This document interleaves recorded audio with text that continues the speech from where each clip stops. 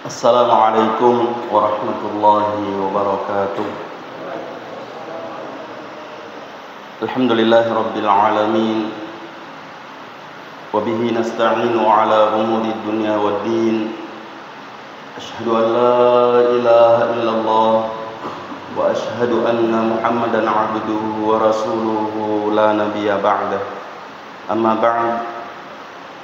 Hadirin wal hadirat, jamaah maghrib yang semoga kita semua dirahmati oleh Allah Subhanahu wa taala. Pada pertemuan yang lalu kita telah menjelaskan tentang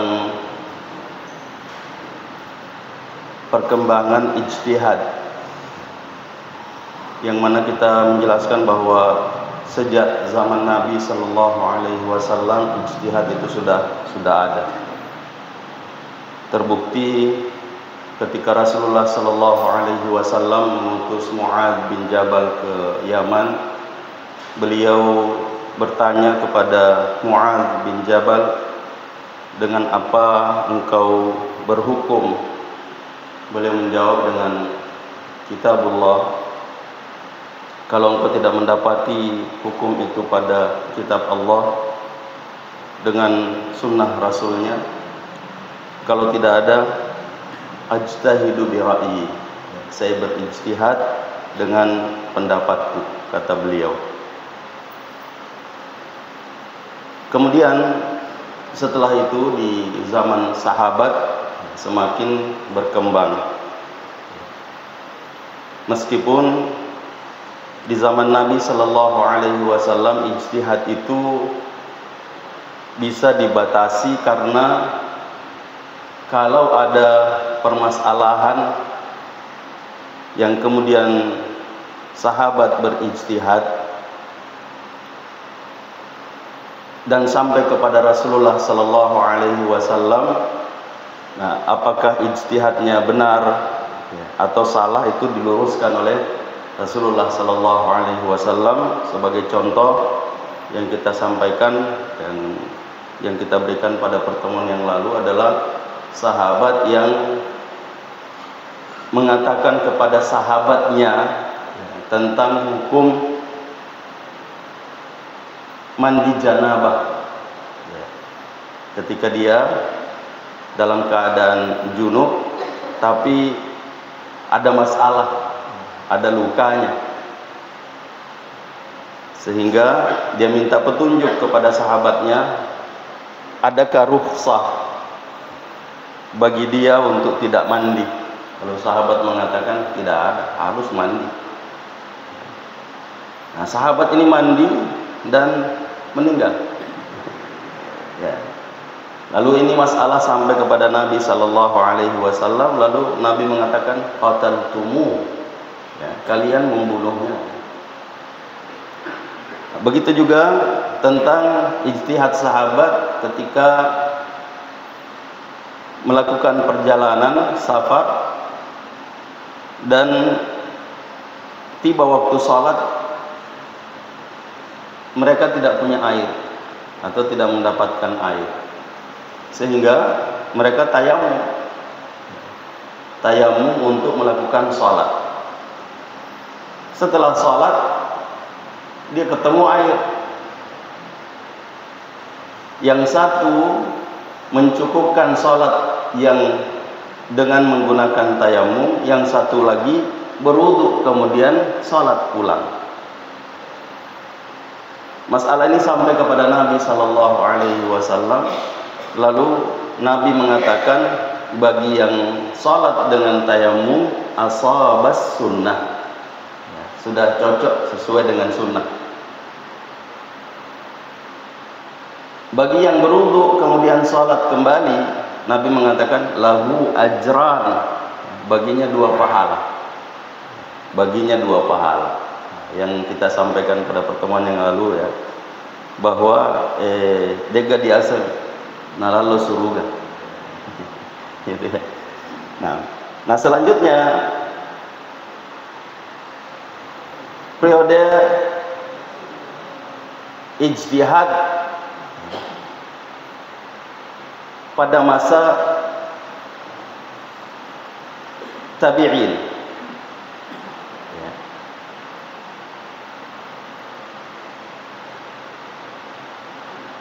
Atau kita berakhir kemarin di sini ya.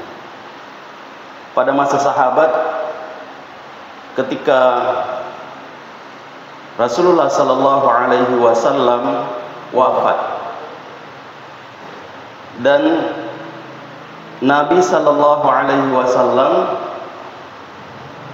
tidak pernah atau belum pernah menyebutkan siapa pelanjut pengganti Rasulullah sallallahu alaihi wasallam ketika wafat.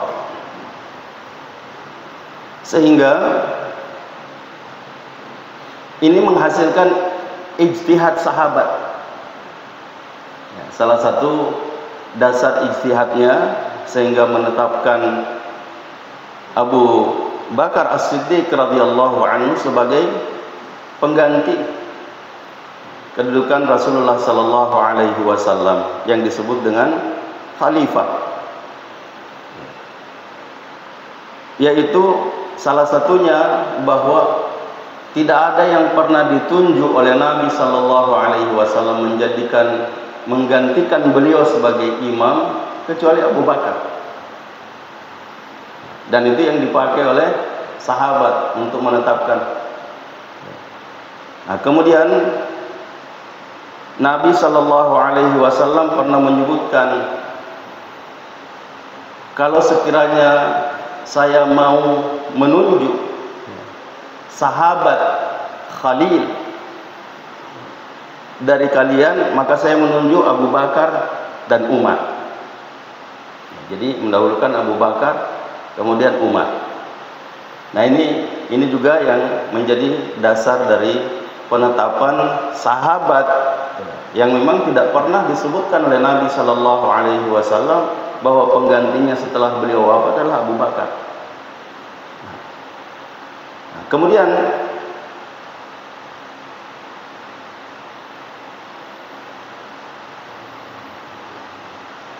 pada waktu Nabi sallallahu alaihi wasallam masih hidup, bahkan sampai wafatnya beliau sallallahu alaihi wasallam, Al-Qur'an masih belum terkumpul. Masih berserakan, tertulis di pelepah-pelepah kurma, di batu, ya, dan sebagainya. Dan Nabi tidak pernah memberi petunjuk dari wahyu yang berkenaan dengan pembukuan Al-Quran.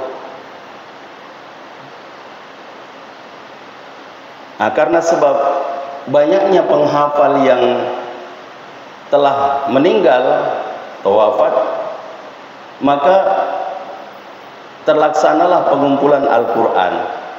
Dan ini hasil ijtihad. Ya, meskipun awalnya ini ditantang atau ditentang oleh sahabat yang lain, tidak pernah ada perintah dari Nabi sallallahu alaihi wasallam untuk mengumpulkan itu. Nah, tapi Abu Bakar As-Siddiq radhiyallahu anhu dengan kecerdasannya mengatakan patut untuk kita mengumpulkan, sehingga dikumpullah. Ya, meskipun belum seperti ya mengumpulkannya pada masa Utsman bin Affan radhiyallahu anhu. Nah, ini pernah terjadi ya di zaman Utsman bin Affan, ini juga hasil ijtihad, karena masing-masing kabilah itu menyebutkan bahwa Al-Qur'annya yang paling baik, yang paling sempurna, ya, tulisannya yang paling sempurna, sehingga asabiyah yang seperti ini dipandang oleh Utsman bin Affan ini bisa jadi fitnah, sehingga Utsman bin Affan membuat sesuatu yang luar biasa, yakni mengumpulkan atau menulis Al-Quran dengan Rasmul Utsmani, istilahnya Rasmul Utsmani, yang kemudian mushaf selain itu termasuk mushaf Fatimah radhiyallahu anha dimusnahkan. Begitu juga mushaf ya Hafsah ya. binti Umar radhiyallahu anha,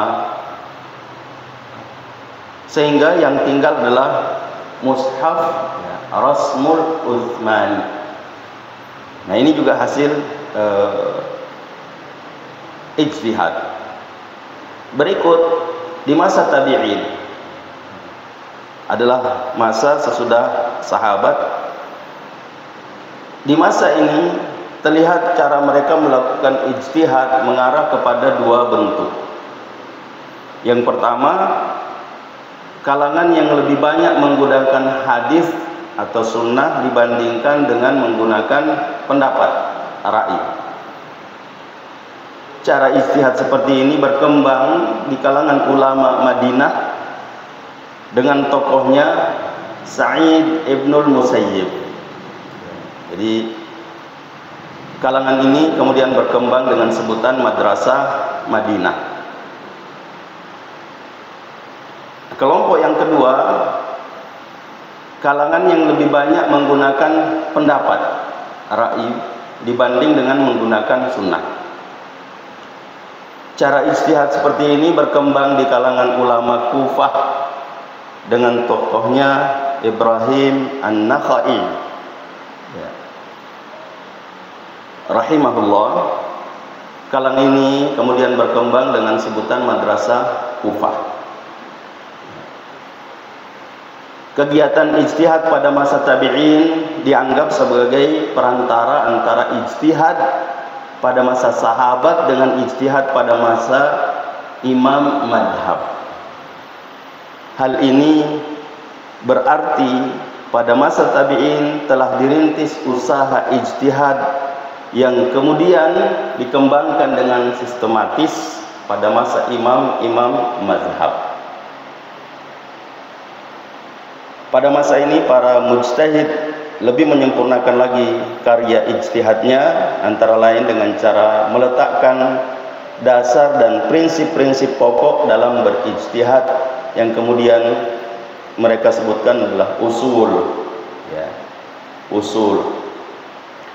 Langkah dan metode yang mereka tempuh dalam berijtihad melahirkan kaidah-kaidah umum yang dijadikan pedoman oleh generasi berikutnya dalam mengembangkan pendapat pendahulunya.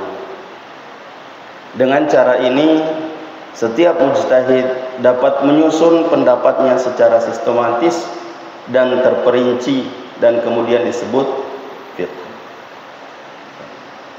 Mujtahid yang mengembangkan rumusan ilmu usul dan manhaj atau metode tersendiri disebut mujtahid mandiri, atau yang biasa diistilahkan mujtahid mustaqil atau mujtahid mutlak.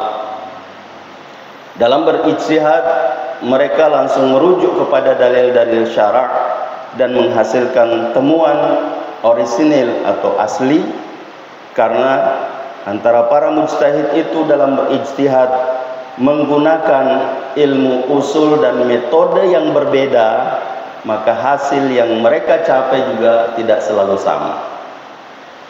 Jadi kenapa pendapat mereka berbeda? Karena usulnya berbeda.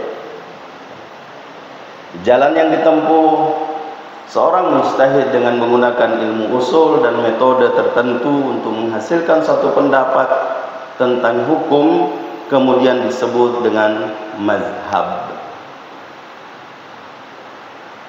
Dan tokoh mujtahidnya dinamai imam mazhab.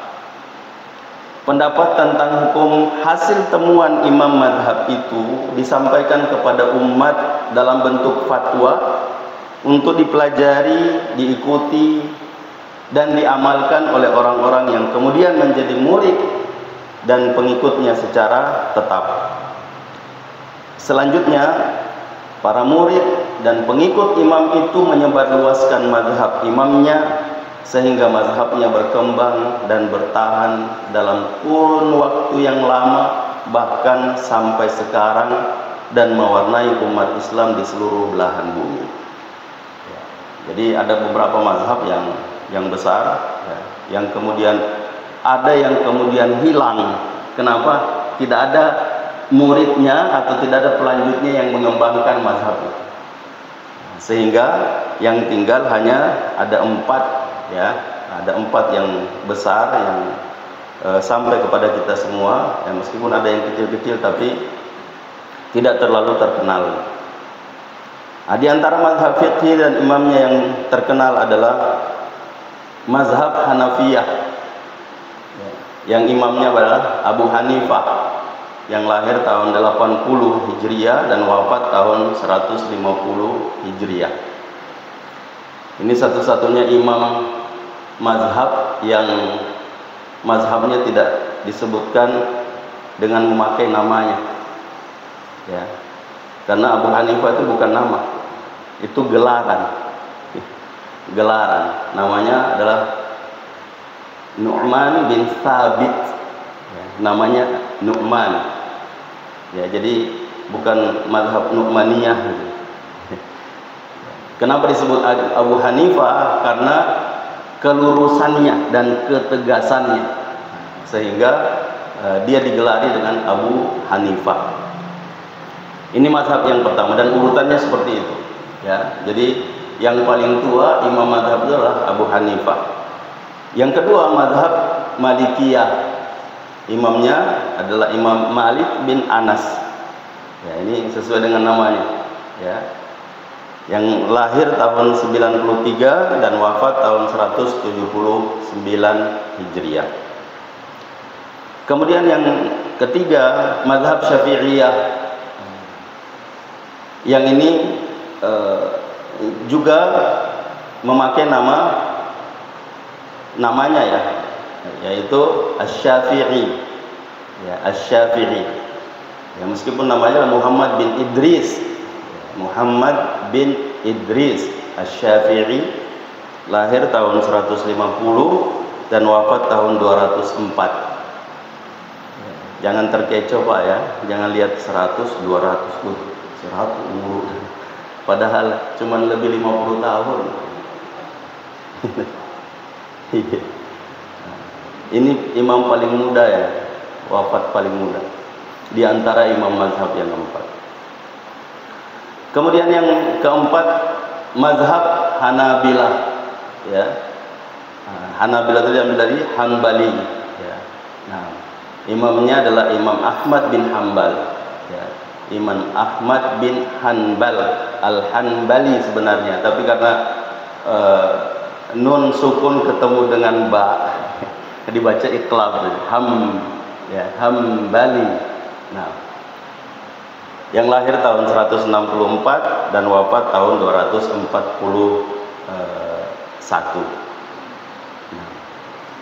Nah, selanjutnya syarat-syarat menjadi mujtahid.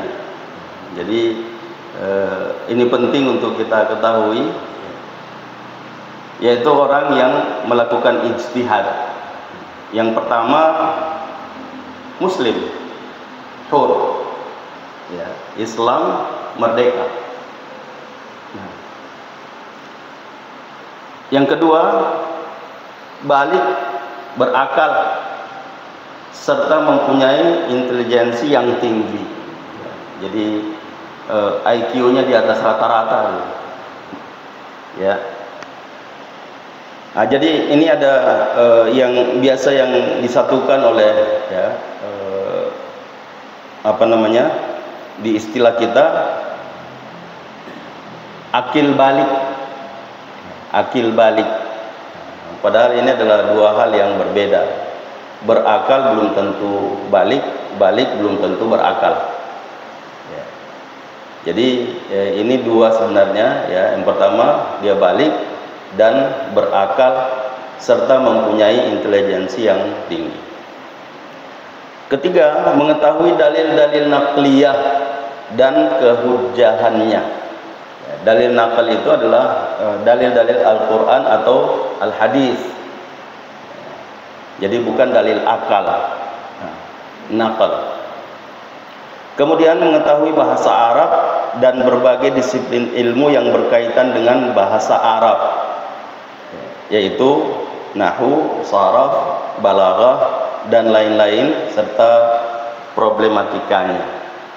Ya, kenapa? Karena hal ini antara lain disebabkan karena Al-Quran dan As-Sunnah itu ditulis dengan berbahasa Arab. Jadi kalau kita tidak paham, ya susah untuk, ya, kalau tidak memiliki pengetahuan, ya, tentang dasar-dasar yang bisa mengetahui nas Al-Quran dan As-Sunnah, ya, nah ini bahaya, sehingga sering kita mendapatkan atau ada perkataan ulama, ya, yang mengatakan bahwa siapa yang menjadikan bukunya sebagai gurunya, ya, maka kesalahannya bisa lebih banyak daripada benarnya. Ya, jadi belajar otodidak tidak masalah, bagus, ya. Cuma penting untuk ada rujukan, ya. Kita tidak usah terlalu jauh, ya. Misalnya buku yang diterjemahkan itu berbeda dengan buku aslinya yang kita baca. Karena terkadang penerjemahnya menerjemahkan sesuai dengan maunya. Ya, apalagi kalau tidak, ya, tidak bertanggung jawab, ya, tidak bertanggung jawab. Nah, ini dan terkadang bisa kita melihat bahwa sebenarnya kalau di teks buku aslinya tidak seperti ini maknanya. Nah, selanjutnya mengetahui ayat-ayat dan hadis-hadis yang berhubungan dengan hukum meskipun dia tidak menghafalnya. Nah, ini sudah gampang ya kita dapatkan karena ada kitab hadis yang memang disebutkan ini hadis hukum, ya, hadis hukum. Seperti di sini ada buku yang sudah dibeli oleh pengurus, ya, seperti Umdatul Ahkam, ya, Umdatul Ahkam itu hadis hukum, ya, Bulughul Maram, ya, Bulughul Maram, nah, atau Riyadhus Shalihin juga, ya, masuk. Ya, meskipun dia tidak menghafal, tapi dia mengetahui ayat-ayat dan hadis-hadis yang berhubungan dengan hukum. Selanjutnya mengetahui ilmu usul fiqh, ya, karena dengan ilmu inilah yang menjadi dasar dan tiang pokok bagi orang yang melakukan ijtihad. Berikut mengetahui nasikh dan mansukh, supaya dia tidak jangan sampai berpegang pada nas yang telah dinasakh. Ya. Nah, berikutnya mengetahui permasalahan yang sudah ditetapkan melalui ijma' ulama, ijtihadnya tidak bertentangan dengan ijma'. Kitab yang dapat dijadikan rujukan, ya, diantaranya Maratibul Ijma', ya. Nah, kemudian mengetahui sebab turun, ya, asbabun nuzul suatu ayat dan sebab-sebab disabdakannya hadis oleh Rasulullah Sallallahu Alaihi Wasallam yang disebut dengan asbabul wurud, ya, asbabul wurud. Begitu juga syarat-syarat hadis mutawatir dan hadis-hadis ahad. Ya, yang dimaksud dengan hadis mutawatir adalah hadis yang diriwayatkan oleh banyak orang pada setiap tingkatannya, yang kesemuanya menurut akal mustahil melakukan kebohongan. Ya, misalnya di kalangan sahabat banyak yang meriwayatkan hadis ini, ya. Di kalangan tabi'in, ya, mendapatkan hadis dari banyak sahabat juga didapatkan oleh orang yang banyak. Kemudian tabi'ut tabi'in mendapatkan dari tabi'in tadi, yang juga jumlahnya tidak sedikit, dan kesemua jumlah ini menurut akal mustahil melakukan kebohongan. Dan ini, ya, terjadi di zaman yang belum ada HP. Ya, karena tempatnya berbeda, tempatnya berjauhan. Bahkan Imam Al-Bukhari untuk mendapatkan satu hadis itu bisa melakukan perjalanan 1 sampai 2 bulan ya untuk mencari hadis. Beda dengan kita sekarang. Ya. Yang terbuka peluang untuk bohong bersama. Gitu. Ya. Karena tinggal beritahu, begini nanti. Ya, sampai. Nah, ini tidak, ya, tidak. Jadi perawi meriwayatkan hadis. Ya. Nah, ini perawi-perawi inilah yang disebut dengan sanad itu. Yang kata simpelnya sanad adalah ya, apa yang menyampaikan kita kepada matan hadis.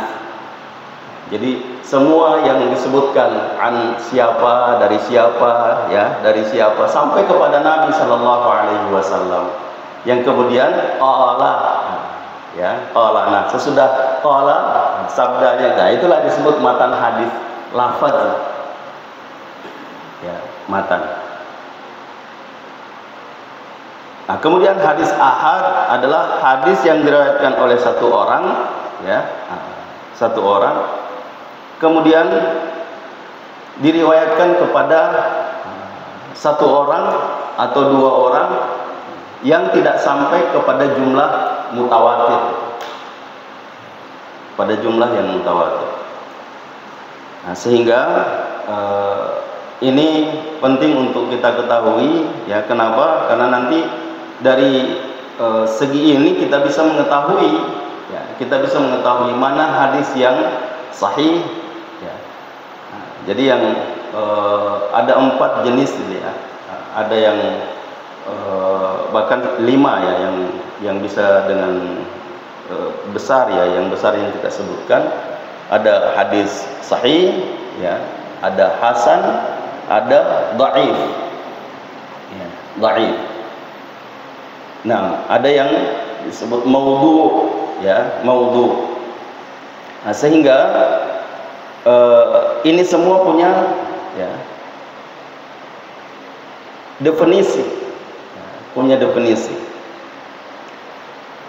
Nah, jadi itu ya syarat yang disebutkan tadi, bahwa mengetahui sababul nuzul, mengetahui sababul wurud, dan mengetahui syarat-syarat hadis mutawatir dan hadis-hadis ahad.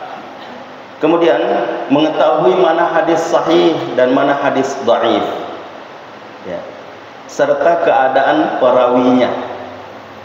Nah, dalam hal ini pada masa sekarang cukup berpegang pada keterangan para ahli hadis ya. Nah, yang dimaksud ahli hadis ya muhaddisin, sehingga biasa kita dapatkan ya, kalau apalagi sekarang ada apa ya,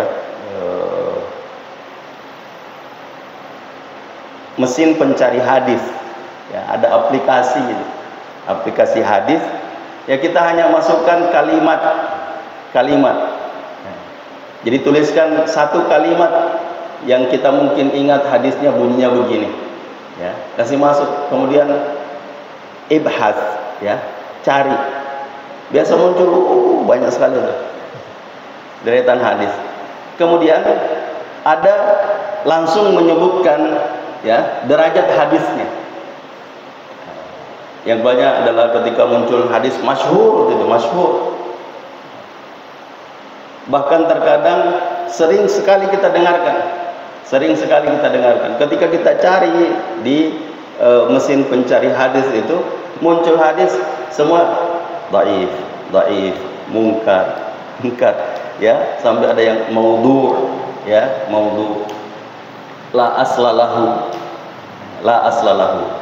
Nah, inilah yang biasa ya, sehingga dari segi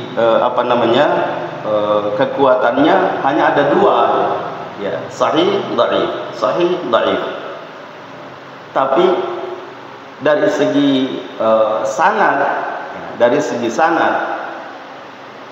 ini bisa menjadi 3. Kenapa? Hadis yang disebutkan lemah, tapi jalurnya banyak, saling menguatkan satu dengan yang lain, dan tidak bertentangan dengan hadis yang kuat, yang sahih, maka bisa terangkat derajatnya menjadi hasan. Ya, hasan. Makanya ada istilah hasan li ghairih.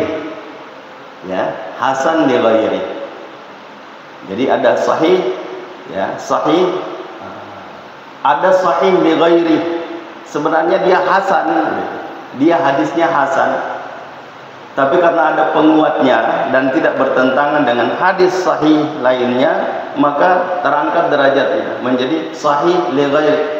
Dia sah karena yang lainnya, ya, dikuatkan oleh hadis lain.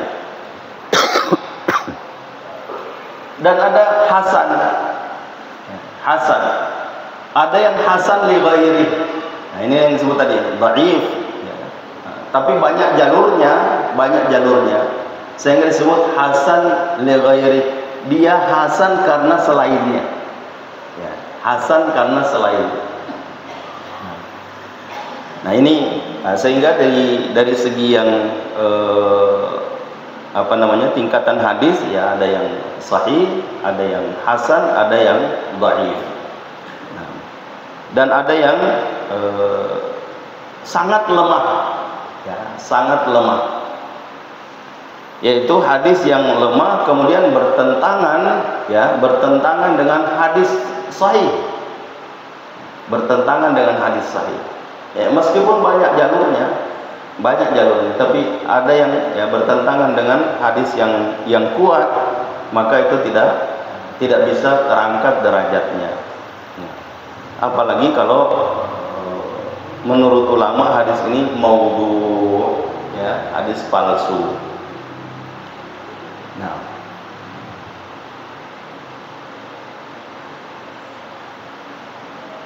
yang dimaksud al-muhaddisin, ya, seperti Imam Ahmad bin Hanbal, ya, Imam Al-Bukhari, Imam Muslim dan sebagainya. Nah, salah satu contoh misalnya tadi saya menyebutkan satu hadis yang kayaknya sudah kita sampaikan di pengajian subuh kalau tidak salah, tentang hadis yang terdapat dalam kitab Sahih At-Tirmidzi, ya, Sahih At-Tirmidzi, diriwayatkan oleh Imam At-Tirmidzi dari Anas bin Malik radhiyallahu anhu bahwa Rasulullah sallallahu alaihi wasallam bersabda, "Man shalla lillahi, ya, arba'ina yawman fi jama'atin yudriku takbiratal ula, ya, kutiba lahu bara'atun minan nar wa bara'atun minan nifaq." Ya. Siapa yang sholat karena Allah selama 40 hari dilakukan secara berjamaah dan mendapatkan takbiratul ula, takbir yang pertama, yang takbiratul ihram bersama imam, maka dicatat atau ditetapkan baginya 2 keselamatan, 2 pembebasan, yaitu dibebaskan atau diselamatkan dari neraka, yang kedua diselamatkan dari sifat munafik, ya, yang pada waktu itu kita menyebutkan bahwa ayatul munafiqi thalatha, ya, tanda orang munafik itu ada 3, ya, ada 3. Idza haddatsa kadzaba, kalau dia berbicara dia berdusta. Wa idza wa'ada akhlafa, kalau dia berjanji dia ingkar janji. Wa idza tumina khana, dan kalau dia diberi amanah dia khianat, ya. Dan ini bisa diobati, ya, ada solusi yang disebutkan oleh Nabi Shallallahu Alaihi Wasallam agar bisa terlepas dari sifat munafik ini, ya. Salah satunya adalah dengan sholat, ya. Cuma bukan sekedar sholat, ada 4 syarat yang disebutkan oleh Nabi dalam hadis ini, ya. Dan hadis ini, ya, dihasankan oleh perawinya, yaitu Imam At-Tirmidzi, meskipun dia terdapat dalam kitab Sahihut Tirmidzi, ya, Sahihut Tirmidzi. Tapi Imam Tirmizi sendiri menyebutkan hadis ini tingkatannya hasan. Makanya kalau hadis ini kita tulis ya, kita cari di aplikasi hadis ya, itu banyaknya lemah ya, lemah. Nah, tapi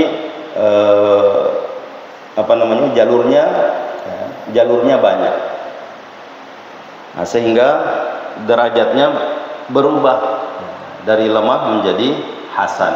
Nah, sehingga saya setiap kali menjelaskan hadis ini, saya mengatakan bahwa saya lebih menguatkan pendapat ulama yang mengatakan hadis ini hasan ya, hadis ini hasan ya.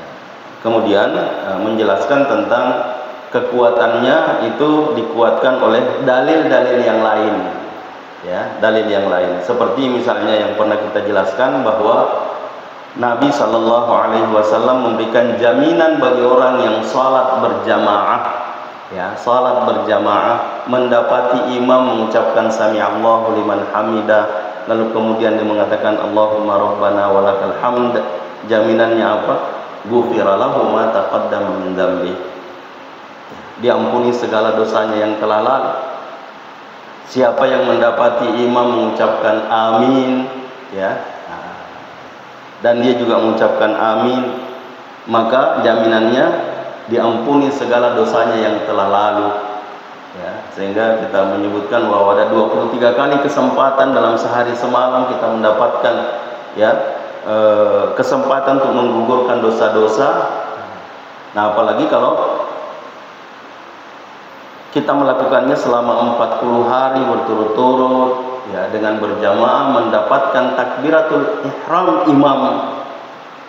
Takbiratul ihram imam berarti kita tidak luput dari 17 rakaat sehari semalam plus amin 6 kali ya, karena salat jahriyahnya ada 6 kali ucapan amin imam yang didengar oleh makmum itu, yaitu 2 rakaat salat maghrib, 2 rakaat salat isya, 2 rakaat salat subuh ya, ditambah 17 rakaat yang setiap kalau dia bertakbiratul ihram sama imam berarti dia mendapatkan ya, salat subuh 2 rakaat ya, berarti 2 rukunya, 2 sami Allahu liman hamidahnya ya, salat zuhur 4 ya, salat asar 4, salat maghrib 3, salat isya 4, 17 rakaat, 17 kali dengan sami Allahu liman hamidah, 17 kali diucapkan Allahumma rabbana walakal hamd, ditambah 6 amin ya, yang jaminannya menggugurkan dosa-dosa yang telah lalu ya. Dan ini sebagai penguat kalau disebutkan kutibalahu bara'atun minan nar, diselamatkan dari azab neraka. Tidak ada yang membawa kita ke neraka kecuali dosa. Ya, kalau dosa-dosa sudah dihapuskan 23 kali sehari semalam kita menggugurkan itu ya. Nah, apalagi kalau bisa rutin melakukannya selama 40 hari, bisa lepas dari sifat munafik. Kenapa orang munafik itu berat melakukan 2 sholat itu, sholat subuh dan isya ya, tapi kalau kita bisa melakukannya rutin ya, kenapa di sini 40 hari ya, kenapa tidak 3 hari saja? Karena kalau 3 hari insya Allah orang semua bisa, apalagi kongkai lokna ya, kongkai lokna. Tapi kalau sudah 1 bulan Pak, itu gak kita perubahan yang kita harap juga tidak dapat ya, berhenti itu ya, seperti keinginan munafik. Orang munafik kalau salat kan disebut oleh Allah Subhanahu wa taala idza qamu ila sholati qamu kusala. Kalau mendirikan salat dia mendirikannya dengan bermalas-malasan. Yuraunan nas, elok di tadi pada narupa tahu. Hanya riya. Wala yadhkurunallaha illa qalila. Tidak mengingat Allah dalam salatnya kecuali sedikit. Yang istilah saya selalu kaminan naingeran pengalatan nasabakna tepu yasan Allah, sami Allah. Selain itu tidak. Ketika imam membaca agak panjang karena dia tidak ingat Allah Subhanahu wa taala, tidak disibukkan dengan mengingat Allah, masih melisa. More dari nama doko. Wala yazkurunallaha illa qalila. Sehingga jamaah sekalian yang semoga kita semua dirahmati oleh Allah Subhanahu wa taala, ya, ini salah satu jenis hadis, ya, hadis yang hasan. Sehingga apa yang disebutkan oleh perawi hadis ini, ya, yang menisbahkan bahwa hadis ini diriwayatkan oleh sahabat, ya, Anas bin Malik radhiyallahu anhu, yang mendapatkan dari Nabi sallallahu alaihi wasallam yang menyebutkan bahwa siapa yang salat karena Allah dilakukan 40 hari, ya, dengan berjamaah, syarat yang ketiga, kemudian mendapati takbiratul ihram padanya, maka dia terbebas dari dua hal, terbebas dari neraka dan terbebas dari sifat munafik. Itu yang disebutkan salah satu contohnya. Kemudian yang berikutnya tingkatan mujtahid, ya, dan ini insya Allah kita akan jelaskan pada pertemuan yang akan datang karena waktunya sudah lewat 13 menit atau 12 menit. Saya mohon maaf. Dan kita belum masuk pada mazhab nih, ya, belum masuk pada mazhab. Nah, yang tadi kita sebutkan bahwa imam mazhab, ya, ada 4 yang besar, ya, meskipun ada yang kecil, yang bahkan ada yang dari kelompok Syiah, ya, kelompok Syiah. Dan itu insya Allah kita akan jelaskan pada pertemuan yang akan datang. Oke, kita cukupkan dulu dan kita akhiri dengan doa kafaratul majlis. Subhanakallahumma wa bihamdik, asyhadu an la ilaha illa anta, astaghfiruka wa atubu ilaik. Hadanallahu wa iyyakum ajma'in wal 'afwu minkum. Assalamualaikum warahmatullahi wabarakatuh.